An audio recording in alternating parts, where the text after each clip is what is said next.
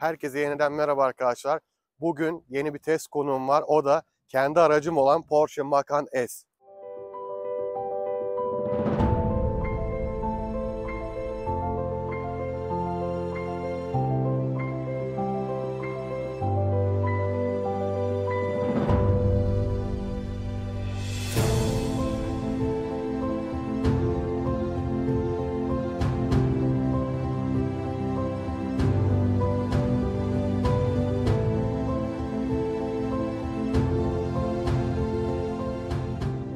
Çok uzun zaman oldu. Kendi araçlarımın videosunu çekmek istedim.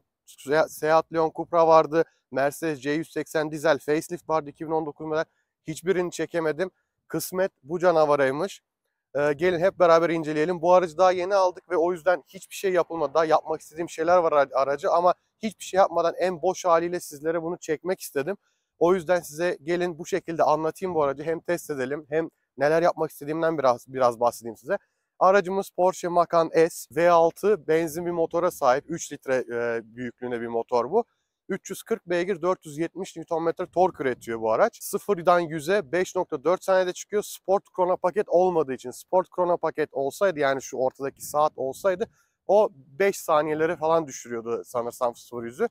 Ama çok bir fark edeceğini zannetmiyorum. Ön tasarımdan başlayalım aracımız. Aracımızın rengi silver diye geçiyor ama hiç böyle altınımsı bir rose goldumsu bir renk var. Güzel bir rengi var aracımızın. Ekstra paket olarak aracımızda çift mercekli farlarımız var. Bunlar ekstra paket olarak alınıyor. Hatta bu araçta o kadar çok ekstra paketler var ki kafanız karışıyor. Önde yuvarlak tasarımlar var arabanın. Klasik Porsche tasarımı, yuvarlak tasarımlara sahip. Araç Audi Q5 ile aynı platformda, fakat Porsche'nin bütün sportifliklerini içerisinde barındırıyor. Yani Porsche mühendisliğini burada konuşturmuş. Benim araştırmalarım ve kullanım deneyimimde bakarak böyle. Önde gördüğünüz gibi böyle komple yuvarlak tasarımlar var. Burada büyük grill. Burada ASS'nin sensörü bulunuyor. Bu adaptif cruise control, yani sizi öndeki aracı takip ederek güzel bir şekilde uzun yolda ilerlemenizi sağlıyor. Frene kendisi basıyor, gaza kendisi basıyor falan. Biliyorsunuzdur zaten. Şu ekstra S'e geliyor, fakat bunu da ekstra paket olarak alabiliyorsunuz. Onun dışında önde başka söyleyebileceğim size tasarım anlamında bir şey yok. Klasik Porsche Macan 2015 model bir Macan. Yan profile geldiğimizde oldukça çirkin kışlık jantlarımız var ve yazlıklarım da o kadar güzel değil ne yazık ki. Fakat çok büyük 350 milimetre önde, 330 milimetre arkada fren disklerimiz var. Gayet büyük. Bunlar bakıyorum 6 pistonlu öndeki frenler. Havalı süspansiyona sahip aracımız bu, tabii ki ekstra. Bunun inip kalkma videolarını size gösteririm. Yan profilinden aracımız bu normalde ekstra paket olarak aldığınızda gövde rengi boyalı olarak gelebiliyor, fakat bizim aracımızda böyle standart olarak gelmiş. Arka frenlerimiz tek piston, fakat dediğim gibi 330 milimetre büyüklüğünde. Yukarıda güzel tavan raylarımız var. Tavan bagajı takmak isteyen olursa. Arkaya geldiğimizde benim için en güzel tasarım arkada başlıyor. Çünkü bu stoplar, böyle frene bastığınızda bu böyle komple yanıyor. Normalde gündüz bir tek bunlar yanıyor. Oldukça güzel gözüküyor. Tabi 4 tane egzoz çıkışımız var burada, hayvan gibi. Bunların hepsi gerçek ve şu an sıcaktır da. Biraz yol kat ettik. Arka bagajımızda spoilerimiz var şöyle. Arka sileceğimiz bayağı bir büyük, fakat güzel iş görüyor. Arka tasarımda difüzörümüz var. İşlevsel midir bilmem, fakat güzel gözüküyor. Park sensörlerimiz burada. Ne yazık ki geri görüş kameramız yok. Onu işte yapmak istiyorum. O buraya gelecek. Bagajımız enteresan bir şekilde buradan açılıyor. Silecek altındaki tuştan elektrikli bir şekilde açılıyor. Bu bütün Macan'larda bu şekilde geliyor. Bagajımız 500 litre büyüklüğünde, gayet büyük, geniş bir bagaj. Burada 12 volt girişimiz de var. Aynı zamanda burada havalı süspansiyon olduğu için arabayı aşağı basabildiğiniz bir tuşu var. Şu an araba aşağı iniyor. Evet, bayağı bir indi. Zaten yamuk duruyordu şu an araç ve bastığımda tekrar, kamerada belli oluyordur umarım, yukarı kalkıyor. Bagajımız böyleydi. Dış tasarımdan söyleyebileceğim çok bir şey yok. Zaten 2015 model olduğu için. Bu arada küçük bir detay ekliyorum. Bu logoyu yanlış yapıştırmışlar. Bunu bilerek bu şekilde çekmek istedim. Çünkü bunu yaptıracağım. Yani yenisini takacağım ve bunu siyah yapmayı düşünüyorum. O yüzden her şeyiyle, şu haliyle arabayı çekmek istedim. Bunu yanlış yapıştıran arkadaşlarımız, onların da ne diyeceğim artık bilmiyorum ya. Bu normalde böyle yayık yazılır. Neyse. Şimdi gelin bakalım iç mekana doğru geçelim. İç mekana geçmeden önce Şu aynadaki detayı söylemek istiyorum. Bu aynanın iç tarafında detay görüntüleri var. Kör nokta uyarı sisteminin olduğu ışıklar var. Bu da ekstra olarak alınıyor. Yani arabadaki her şey aslına bakarsanız ekstra. Başka dışarıda anlatabileceğim bir detay yok. O yüzden içeri doğru geçiyorum. Evet, iç mekana gelelim. İç mekanımız 2015 model olduğu için biraz yeni nesillere göre eski görünüyor. Bunun birinci sebebi küçük ekranımızın olması. Ekranımız 5 inç boyutunda. Dokunmatik bir ekran fakat çok fazla bir fonksiyon yok. Bütün fonksiyon öndeki ekranda aslında. Öndeki ekranda oldukça fazla bilgiye sahip olabiliyorsunuz. Bu küçük 4.3 inç büyüklüğündeki ekranda çok fazla bilgi burada. Hani her şeyi buraya toplamışlar. Bu biraz daha basit kalıyor onun yanında. Onun dışında deri detayların olduğunu görüyorsunuz. Şöyle kapı içleri de dahil. Her yerde buralar dahil. Bu ekstra paket ve sanırsam bayağı da pahalı bir paket ilk alışta. Deri paketin olmasını özellikle istedim çünkü Porsche'yi lüks gösteriyor. Yani bunun yumuşak plastik olması hiçbir Porsche olduğu, hani Porsche'ymiş gibi göstermeyecekti Porsche'yi. O yüzden bunu özellikle araştırdım, baktım. Panorama cam tavanım yok ne yazık ki. Koltuklar komple deri. Delikli gözüküyor sanki soğutmalıymış gibi ama sadece ısıtma özelliği var ne yazık ki. Benim oturduğum bu koltuk elektrikli bir şekilde hareket edebilirken sağ koltuk ne yazık ki manuel bir şekilde hareket ediyor. Bu da benim gözümde gördüğüm, benim için eksi olan özelliklerden bir tanesi. Aracımızın anahtarı aynı Panamera'da olduğu gibi, zaten şekil olarak da Panamera'ya benziyor. Porsche şeklinde bir anahtar. Anahtarı takıp çalıştırayım. Şöyle marşa basalım. Ve arkası şu an arabanın biraz daha kalktı. Şeyden dolayı arkayı demin alçalttığımızdan dolayı arkası biraz alçak kalmış. Onu uyarı veriyor. Buralar oldukça kaliteli. Eşya gözleri şöyle baktığınızda komple kadife kaplı. Bose ses sistemimiz var. Şöyle ekranımız dediğim gibi dokunmatik. Şöyle dokunabiliyoruz ekrana. Aynı zamanda tuşlarla da şöyle tuş basma hissiyatları oldukça güzel. Yani güzel bir tuş basma hissi var arabanın. Çıt çıt çıt böyle kaliteli. Çift bölgeli klimamız var. Hem dereceyi hem fanı buradan ayrı ayrı ayarlayabiliyorsunuz. Çok iyi bir detay. Fakat arkaya nedense bu aracın ilk konfigüre eden sahibi arkaya havalandırma koymamış. Benim için çok büyük bir eksiydi. Fakat bu araba hoşuma gittiği için aldım ama o durum gerçekten benim için çok eksi. Yani arkada havalandırma olmaması çok üzmüştü beni fakat yapacak bir şey yok. Belki yaptırırız onu da. Eşya gözleri olarak burada 2 tane bardaklığımız var. Burada bir kolçağımız var. İçinde USB aux ve 12 volt girişi var. Burada da 12 volt soketimiz var. Çok fazla tuş karışık gözükebilir ama bunlar şuraya kadar. Klima ünitesi. Buradan sonrası sizin arabayla olan ilişkiniz. İşte sport modu, havalı süspansiyonun sertlik ayarı, yükseklik ayarı. Şunu yükseğe ayarlayalım. Yükseğe ayarlandı. Basıyorum bir daha, alçağa ayarlanıyor. İşte ESP off, start stop off, şerit takip, offroad modları gibi hani ilginizi çekecek, size lazım olan detayların hepsi burada. O yüzden ilk başta karışık gözükebilir ama aslında hiç de karışık değil. Burada ekstradan 3 tane tuşumuz var. Bunlar garaj kumandasını, yani şu kumandayı buna atayabiliyorsunuz ve bu yanınızda olmadan garajı açabilmenizi sağlayan tuşlar. Benim şu an atamadım. Kumanda kullanıyorum. Fakat atayabilirim yani şu an. Genel olarak kalite anlamında iç mekan çok güzel. Burası gerçek metal kullanılmış. Pedal shift'ler gerçek metal, soğuk soğuk, çok güzel hissiyatı var.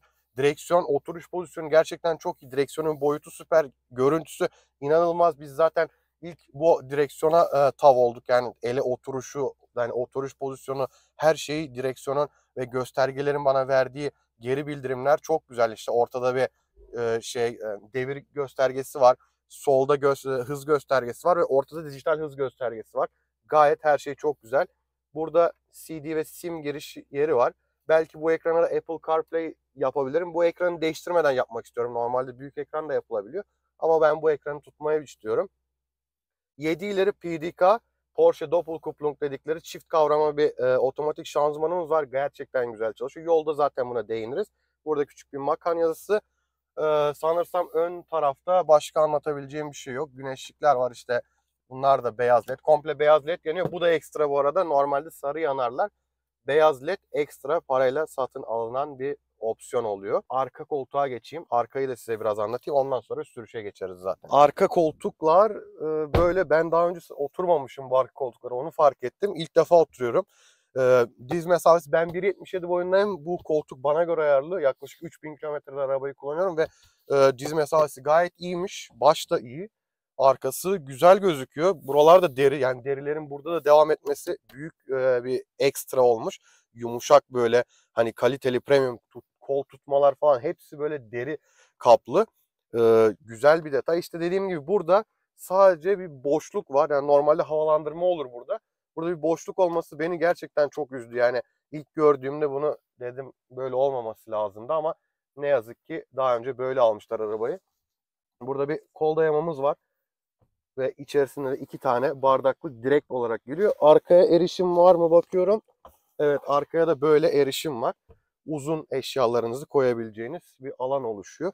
Bagaja direkt olarak erişim. Isofix'lerimiz var. Komple deri. Maalesef arkada ısıtma gibi herhangi bir şey yok. Buradaki ışıklar çok güzelmiş. Bunlar da LED. Ben de arabayı 3000 kilometrede kullanıyorum ama arkasına hiç oturmamışım. 12 volt soketimiz var, kapaklı. Çok fazla 12 volt soketimiz var. Şu önden buraya kadar 3. oldu. Bagajda da var. 4 tane toplamda. Gayet yeterli bence. Yani USB olmadığı için 2015 modellerde artık daha biraz geride kaldığı için bununla idare ediyoruz ama sorun yok. Arkada da ayak aydınlatması var. Burada da ambiyans aydınlatmaları var kapı içlerinde. Arkası da gayet ışıl ışıl oluyor geceleri. Arka taraftan da böyleydi. Artık bence yavaş yavaş sürüşe de geçebiliriz. İsterseniz size motor kaputunun altını da bir göstereyim. Bu V6 ünitenin bayağı heybetli, büyük çene bir motorumuz var. 2 tane hava filtremiz burada. Canavarımız burada. Sıcak sıcak şöyle biraz ısınalım. Üşüdük. Güzel gözüken değişik bir kaputu var böyle delikli. Porsche klasiği. Bu farları çok fazla çalıyorlar. Ona dikkat etmemiz lazım. O yüzden garajda tutuyoruz arabayı. Dediğim gibi 340 litre gücünde bir canavar. Gelin yavaş yavaş sürüşe geçelim o zaman. Hadi sürüşte görüşürüz.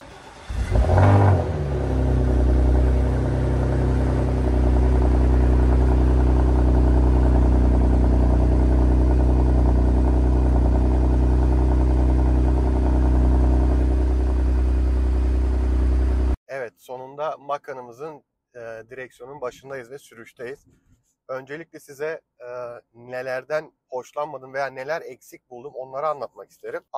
Söylemek istediğim bir eksiden birisi geri vitese verdiğimde park ederken sağ aynanın aşağı inme işi beni biraz üzdü açıkçası. Yani bunu 2004 model bir Golf 5'te bile, pardon 2005 model bir Golf 5'te bile görürken bu arabada olmaması beni üzdü. Fakat onu da yaptırmayı düşünüyorum. Ekranımızın çok fonksiyonlu olmaması beni birazcık rahatsız etti. Yani şu önümdeki küçük ekrandan her şeyi yapabiliyorken burası o kadar çok basit kalmış. Biraz hoşuma gitmedi. Fakat unutmayalım ki yıl 2015 ve 2015 yılından bahsediyoruz bu arabada. O yüzden bunları normal bulmak gerekiyor. Bu aynanın o kadar her şey varken bunun manuel ayarlanıyor olması tabii ki büyük bir eksi değil. Fakat böyle bir araçta, böyle bir premium class'ta bunun elektronik kararmasını isterdim. Şu bardaklıkların konumu, bardaklıklar gerçekten iş görüyor. Fakat kolçak biraz geride kalıyor. Yani kolçağı ben sürekli ileri çekmek istiyorum ve bu şekilde daha rahat ediyorum. Ama kolçağı ileri çektiğimde buradaki bardaklıkları kapatmış oluyorum. Yani burada içeceğiniz varken özellikle de uzun yolda bu kolçağı çok verimli kullanamıyorsunuz. Koltukların biraz şişkin olmasından dolayı bu kolçak biraz geride kalıyormuş gibi geliyor ve yükseklik ayarı yok maalesef. Negatifliklerden bence bu kadardı. Tabii ki bir cam tavan da isterdim. Bunu negatiflik saymıyorum çünkü bu bir opsiyon. Bunu alabiliyorsunuz. O yüzden bu benim için bir negatif yön değil. Bende yok. Ama olmasını ister miydim? Tabii ki isterdim yani. Çok da güzel gözüküyor. Macan'ın sürüşüyle alakalı konuşmam gerekirse oturuş pozisyonumuz oldukça ideal. Yani direksiyonun yükseklik, alçaklık, derinlik ayarının olmasının dışında koltuğun da pozisyonunu öyle bir ayarlamışlar ki yani Porsche size sürüş anlamında sürücüye yönelik oldukça iyi, pozitif geri dönüşler yapmış. Zaten araştırmalarımda da baktığımda bu bir Q5 ile aynı platformda üretilen araç fakat Porsche buna 911'den oldukça fazla şey kat. 911'in sürüş karakterini buna aktarmış olması. Tabii ki bir 911 gibi alçak, eliniz kolunuz gibi arabayı hissetmiyorsunuz. Fakat oldukça sportif hislere sahip olan bir sürüş yapısının olduğunu söylemeliyim. Burada malzeme kalitesine geldiğinde direksiyonda metaller falan zaten bunları söylemiştim ama sürerken de sesi hissiyatı gayet hoş bu arada. Hiç yani ucuza kaçılmamış. Bu araç Porsche'nin en uygun fiyatlı SUV'si olmasına rağmen ucuza hiçbir şekilde kaçılmamış. Bu arada direksiyonda ısıtma var. Bunu size aracın içini anlatırken söylemeyi unuttum. Onun tuşu çok enteresan bir yerde ve bu özellik gerçekten çok iyi. O da direksiyonun şu altındaki noktada, şurada arkasında. Bulması zor fakat kullanması keyifli bir özellik açıkçası. Isıtmadan bahsetmişken arabada Webasto var. Yani bu ne demek oluyor? Kalorifer görevi görüyor. Buradan bu önümüzdeki bilgisayardan, yani bak yine buraya değiniyorum. Bu ekrandan değil de bu ekrandan yapıyorsunuz. Bu ekrandan gün ve saat ayarladığınızda o gün ve saat aralığında size arabayı ısıtıyor. Sabah işe gitmeden önce çok işinize yarayacak bir özellik oluyor açıkçası. Ben 2 gün işe gitmeden önce sabah denedim. Buz gibi havalarda sıcacık arabaya binmek gerçekten çok keyifli oluyor ve çok da güzel işe yarıyor. Sistem sizin deponuzdan benzin çekerek çalışıyor ama öyle çok büyük benzinler yiyeceğini, işte deponuzu boşaltacağını düşünmeyin. Bu yaklaşık olarak 1 saat çalışmada belki de 200 mililitre ya da 300 mililitre benzin çekiyordur. Bilmiyorum tam olarak ama çok fazla bir fark edeceğini zannetmiyorum. Güzel bir özellik. Onun da ayrı bir kumandası var. İsterseniz eğer ki evinizin altında park edikse araba, evinizden çıkmadan önce on tuşuna bastığınızda yine anında aktif oluyor. Off'a bastığınızda da kapanıyor. Kumanda yanınızda olması gerekiyor her türlü. Off'a bastığınızda ancak kapatabiliyorsunuz. Arabayı çalıştırdığınızda denemedim fakat hep off'a basarak kapattım. Bence sırf off'a basarak kapanıyor. Bununla alakalı YouTube'da neredeyse hiç video bulamadım. O yüzden ben hep yanımda kumandayı gezdirip off'a basarak kapatmayı tercih ettim. Böyle kullandım. Gayet idealdi. Arabada telefon koyacak bir yer yoktu. Ben de şunu aldım. Bu da birazcık tabii direksiyondan görüş açımı engelliyor. Fakat tek telefon koyabileceğim yer burası. Yani buraları tamamen doldurduklarından dolayı birazcık o da küçük eksi diyebilirim. Yani aslında telefonunuzun sürüşte odak noktanızın sürüş olması gerekiyor. Telefonunuz değil. Bu yüzden telefonunuz cebinizde olsa tabii ki daha iyi. Aracın performansına geldiğimde oldukça güzel bir performans var. Buradan sport tuşuna bastığımda araba bir hafiften canlanıyor. Diğer egzoz kapaklarını açıyor hafiften. Devri yüksekte tutuyor fakat belli bir süre, şu an sportta gidiyorum, belli bir süre performansı kullanmazsam bu sefer şanzıman bunu anlıyor ve devirlerinizi tekrardan düşük devirde kullanmaya başlıyor. Ama oldu da sport modundasınız ve hızlanmak istediğiniz o kadar hızlı vites düşürüyor ki inanamazsınız. Yani PDK bu konuda gerçekten motorla şanzıman uyumu mükemmel ayarlanmış. Araba 4 çeker bildiğiniz gibi. Şu sporttan çekeyim şimdilik. Önüm dolu, basamıyorum ne yazık ki. PDK şanzıman oldukça hızlı değiştiriyor. Bu konuda söyleyecek hiçbir şeyim yok. Yani gerçekten hızlı çalışan bir sistem. Şanzıman sistemi. Her 60 binde bir yağsının değişmesi gerektiğini biliyorum. Benim de aracım 51 binde. Yakında onun da yağsını değiştireceğim. Bu tür masrafların da videosunu sizlere ayrı bir video olarak yapmayı tabii ki de isterim. Böyle bir video çekebilirsem sizlere çok güzel olur diye düşünüyorum. Deneyeceğim. Elimden geldiğince çekmeye çalışacağım. Araba 4 çeker sistemine sahip fakat buradan yine bu ekrandan görebildiğim gibi burada şu an mesela sürekli arkaya güç verdiğini görüyorum. Yani neredeyse %90 arka, %10 ön çeker olarak gidiyor. Araba gerçekten bu anlamda da sportif sürüşlere çok katkı sağlayan bir özelliği var. Aracımız 1940 kilo. Bu ağırlıkla V6 motor tabii ki çok rahat başa çıkabiliyor. 340 beygir güce sahibiz zaten. Kilosuna oranla aracımız gerçekten iyi bir gidişe sahip. Yani neredeyse 2 tona yakın bir araç. O 5.4 saniyeden sıfırdan 100'e çıkabiliyor. Tabii ki güncel araçlara baktığımızda bu değerler çok daha yüksekte. Çok daha düşükte pardon, 0-100'ler. Fakat bu 2015 değerlerine göre gerçekten mükemmel değerlere sahip bir araç. Aracımızın ağırlığına oranla tabii ki yakıt tüketimi de birazcık yüksek oluyor. Fabrika verisi 8.7 karma tüketim veriyor. Fakat bu tüketimi yakalamak neredeyse imkansız. Yani bu değerleri nasıl yakalamışlar bilmiyorum. Ben en ekonomik sürüşümde bile uzun yolda, karma bile değil, uzun yolda 9.2'ye düşürebildim yakıt tüketimini. Yani yakıt tüketimi konusunda bu aracı sürecekseniz ekonomi düşünmeden süreceksiniz.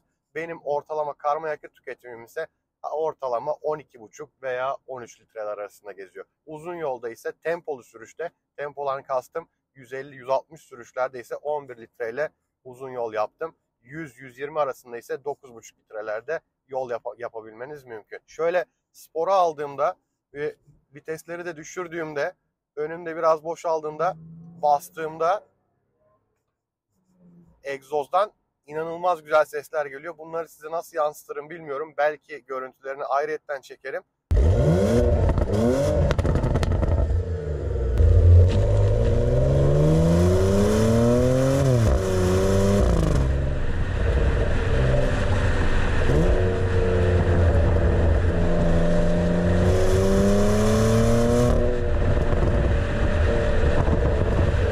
Ben aracı aldığımda bu egzozun hiç patlatmadığını düşünüyordum. Yani çünkü hep böyle 2-3 bin devirlerde kullandım. Sonradan fark ettim ki bu aracı yani devir yükselttiğinizde bu aracın egzozu inanılmaz derecede patlıyor.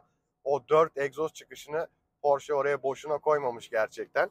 Offroad modunda aracımız çok fazla yükseliyor ve amortisörleri offroad modunda Sport Plus'a alıyor. Yani taş gibi yapıyor bunları.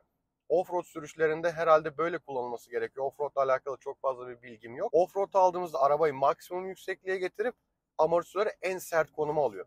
Ve aracı en sert süspansiyon konumunda, yani Sport Plus süspansiyon konumunda sürdüğünüzde resmen beton üzerinde gidiyormuşsunuz gibi oluyor. Yani tam böbrek taşı düşürmek için ideal bir araç oluyor. O alçaltıp en sert aldığınızda resmen kazık üzerinde gidiyormuşsunuz gibi hissediyorsunuz. Tabii ki bu yol tutuşuna çok büyük artı sağlıyor. Virajlarda arabayı o virajdan o virajı vurabilirsiniz. Hiç sıkıntısız, hiç sorun olmaz. Aracımızın önünde bu arada şu an aklıma geldi. Biraz karışık gidiyorum, kusura bakmayın.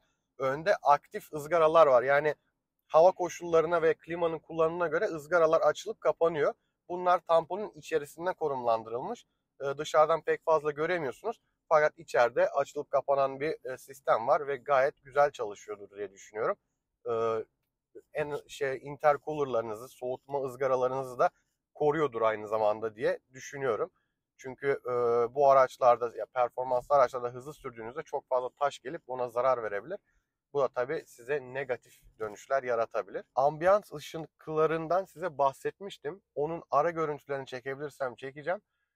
Güzel bir aydınlatması var. Her yer beyaz. Buralar falan her yer beyaz yanıyor. Aynalarımızda kör nokta uyarı sistemi var. Şu an bilmiyorum. Şu an sadece tek şerit yolda gittim. Hiç yanmamıştır diye düşünüyorum. Kameraya yansıdı mı bilmiyorum. Fakat buradan güzel bir şekilde turuncu, diğer taraftan aynı şekilde turuncu ışıklar veriyor. Ve bu ışıkların da parlaklığını yine bu ekrandan, önünüzdeki ekrandan ayarlayabiliyorsunuz. Bu ekran bu arada oldukça fonksiyonel. Hatta haritayı bile buraya yansıtabiliyorsunuz. Yani direkt burada harita bile görebiliyorsunuz. Bu oldukça büyük bir artı bizler için. Performans sürüşüne bir şekilde geçemedim. Kusuruma bakmayın. Çekebilirsem size ayrıyetten de çekebilirim. Çünkü şu an önümde yavaş gidiyorlar ve Almanya'da da hız sınırlarına uyma konusunda Almanlar özellikle çok ısrarcı. Tabii ki otobanlarda hız sınırı yok, fakat böyle şehir içlerinde 70 ve 100 aralarında geçen bir hız sınırları var. Ve sen buraya kadar videoyu izlediysen umarım bu videoyu beğenmişsindir. Bana saygı gösterdiğini düşünüyorum buraya kadar izlediysen. Ben de sana saygı gösteriyorum. Bu yüzden videoma bir beğeni ve yorum yaparsan, özellikle de kanalıma abone olursan çok sevinirim. 5200 aboneye yaklaştık. Bu benim için çok büyük bir rakam, çok güzel bir şey. Eğer ki bu videoya 150 beğeni gelirse, 150 like gelirse başka araba sürüş videoları, başka araba test videoları da çekeceğimi söz veriyorum sizlere. Elimizde çekebilecek birkaç araba var, limitli de olsa. Buraya kadar izlediysen çok teşekkür ederim. Umarım elimden geldiğince anlatabilmişimdir aracı sizlere. Her türlü özelliğine değindiğimi düşünüyorum. Eksik bir şey varsa yorumlarda sorabilirsiniz. Çekinmeden cevaplayacağım her şekilde. Hiçbir zaman hiçbir yorumu cevapsız bırakmadım. Bilmiyorsam da bilmiyorum diye cevap verdim tabii ki. Bu şekildeydi. Belki bir hız videosu en sona eklerim çekebilirsem. Çekemezsem de kusuruma bakmayın. Başka bir videoda görüşmek üzere. Hoşça kalın.